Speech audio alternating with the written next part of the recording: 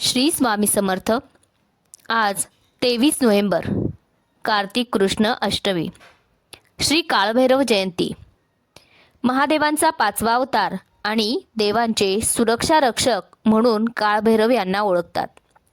या दिवशी दुपारी 12 वाजता भगवान श्री कालभैरवांचा जन्म झाला। या दिवशी दुपारी 4 वाजल्यानंतर कालभैरव महाराजांना पुढील प्रमाणे विनंती करावी।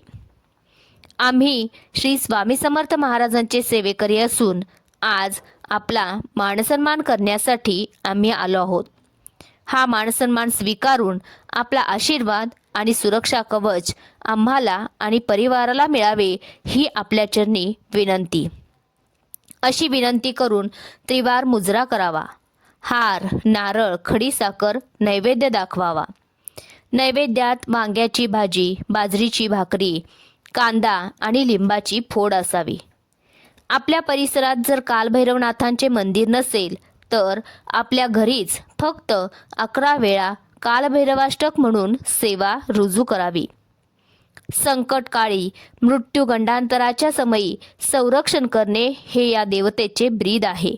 त्यामुळे हल्लीच्या धावपळीच्या धकाधकीच्या युगात संरक्षणासाठी दररोज एक वेळ तरी कालभैरवाष्टक म्हणून आपणाभोवती कालभैरव देवांचे संरक्षण कवच प्राप्त करून जीवनात सुखी आणि यशस्वी होता येते।